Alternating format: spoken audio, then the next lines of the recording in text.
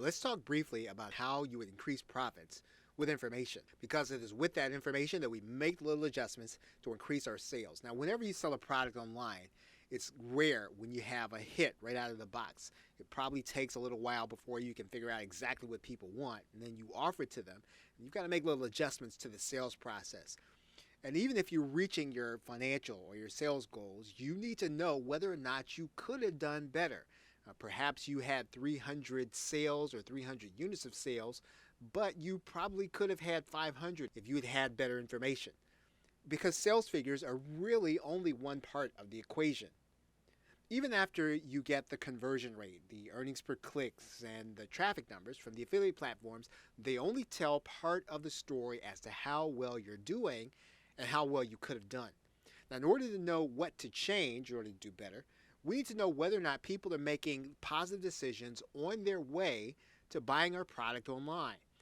And so we have certain questions we want to answer. We want to know for certain if the majority of the people came from an email or did they come from social media. How many people came to our landing page or our bridge page and then decided not to go on? How many people are coming to our site that are brand new, and how many are existing customers or visitors or prospects? You see, we can answer all of these questions and questions like them by having Google Analytics installed on our website and configured at every step of the process for the individuals that visit our sites. But, see, Google Analytics requires that we know how to set it up so that we're able to collect the right statistics as well as to get to the right reports. Now, we can show you how to set it up correctly if you follow the links on this page. Then you'll be able to make the adjustments on the right things at the right time that can increase your profits.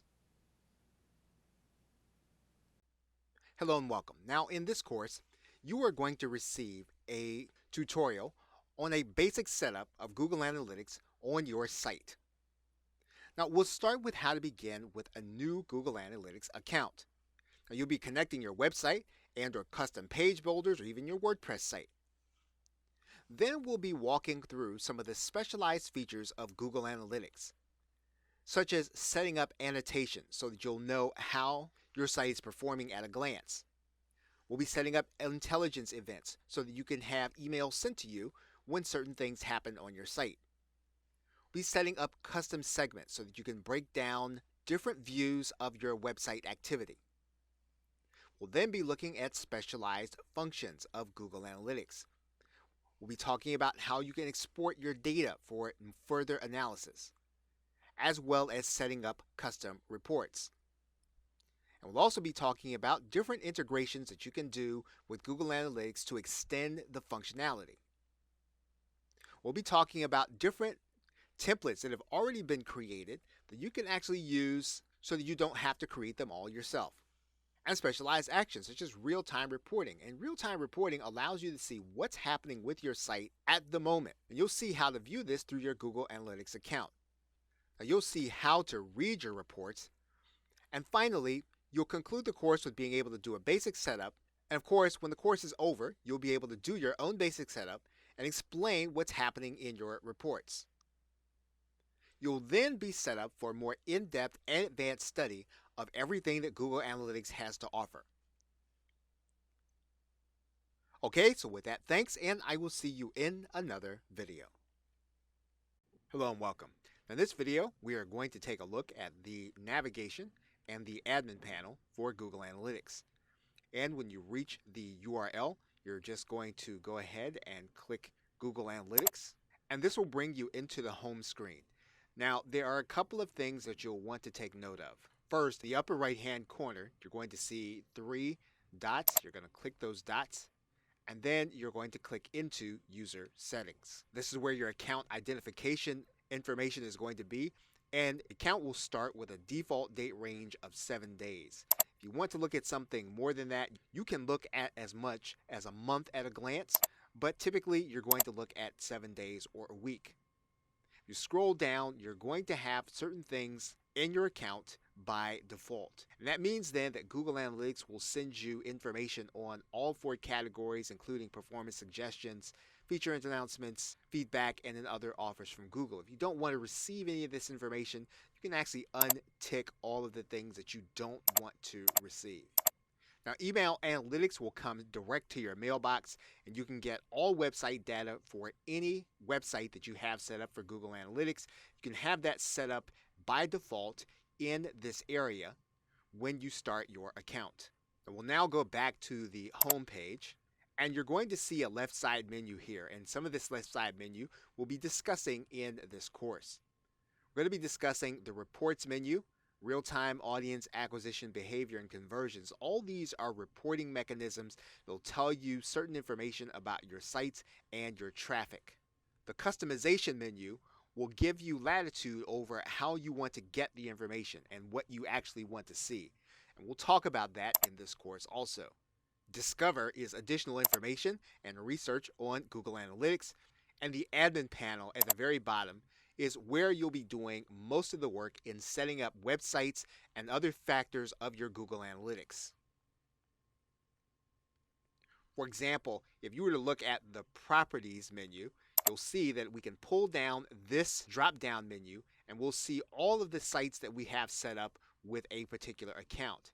In fact, if we want to create a new property or a new analytics set of reports for a particular website, this is where we will create that new information. Now, it's quite possible that you could be working with a client, and if that's the case, you will actually create an account for their information by going to this account area. And when you want to take a look at different kinds of views, you can actually do that from the view menu and you can create that view. We'll actually discuss that in this course. So you've now seen a basic orientation of the dashboard and how you navigate. And with that, thanks, and I will see you in another video. Hello and welcome. Now, it's quite possible that you do not have a Google Analytics account connected to the Google email address that you want to use. And if that's the case, you are going to want to set up the Google email address where you want to receive notifications and where you want to hold your records. And to do that, you are going to go back to the Google Analytics account, and you're going to want to make sure that you are signed in to the account where you actually want the new Google Analytics to be associated. And you're going to just go into Google Analytics, and you are going to come to a screen where Google will ask you to sign up, add tracking code, and pretty much learn about your audience.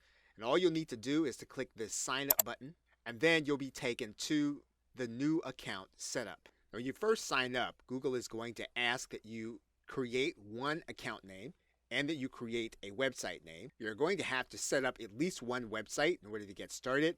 Now, we are going to walk through that process in a separate video, but you can actually write in all of the minimal amount of information that you need, and then Google will actually bring you to the terms of service. You want to read them and then click accept. And one of the reasons why you might set up a different account is because you might want to have different access for different users.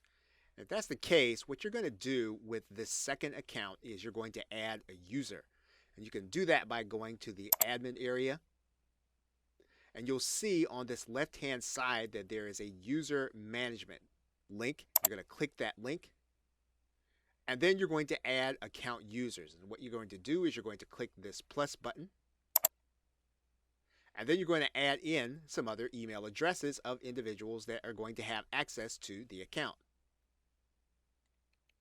Of course, you're going to make sure that they're notified by email, and then you're going to determine whether or not they have certain permissions. If you want to give them permission in order to update the account and edit it, you're going to give them that permission.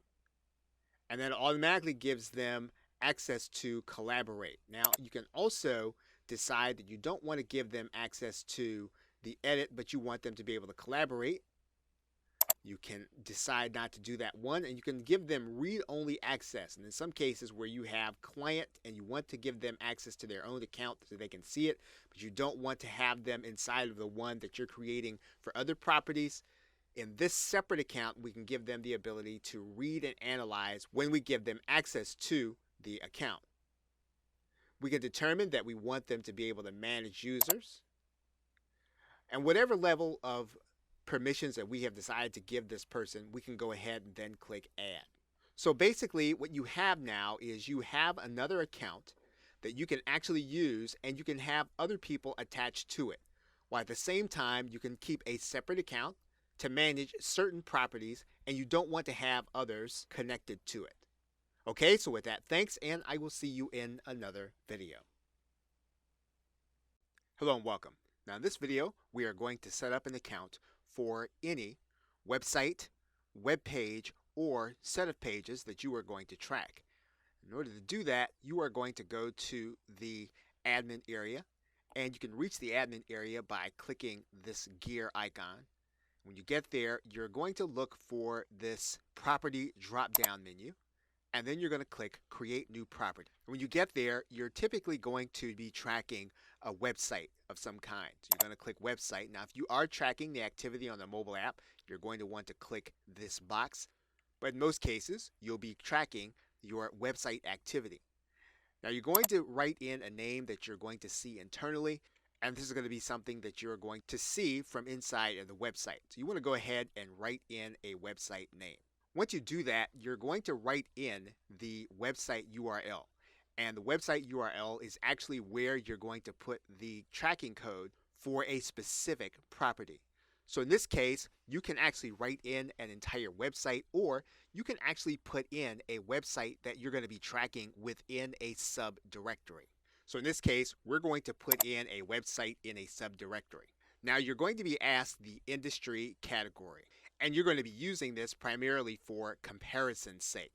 So what you're going to do is pick the general area that your site is going to be in, and then you're going to pick a reporting time zone. Now the reporting time zone is going to give the time for your particular site, and you want to be able to follow the activity based on what you know about your time. So you want to go ahead and set this particular site to your time zone. Once you do that, you're going to click the tracking ID. And once you have the tracking ID, you're going to look at this number, and this is going to be the number that you'll be entering in when you are going to be working with WordPress, or you're going to be working with a specific property or a plugin of some kind.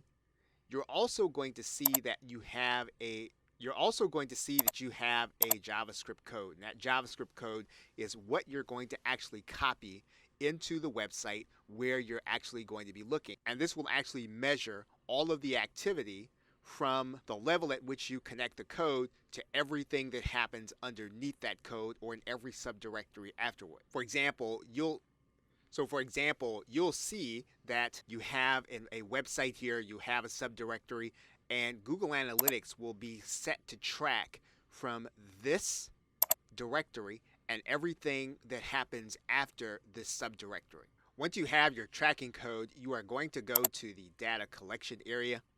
And if you're going to keep up with your audience demographics and their interests, you are going to want to enable this feature, and you'll need to turn this on.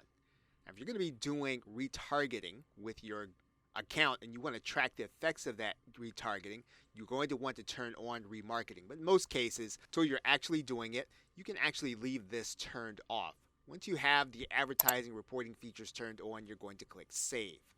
Now, if you go to the left side menu, you're going to scroll down and you'll see a link here that says Referral Exclusion List. And this is pretty important.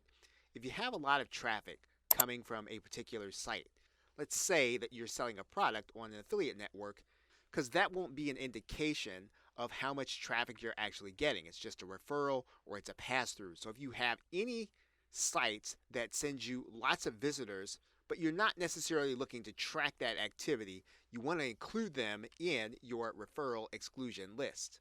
And the same concept is going to be true if you go to the left side menu and you click the search term exclusion list. If you have a particular term or a way that people find your site or find your location that isn't necessarily going to help you in terms of tracking that information, you want to include that search term in your search term exclusion list. Once you've done that, you're going to come back to your property settings, and you're going to go ahead and turn on your demographic and interest report button, as well as your in-page analytics button. And once you've done that, you can then hit Save. And once your content has been saved, you are then ready to connect your Google Analytics account to your website. Okay, so with that, thanks, and I will see you in another video.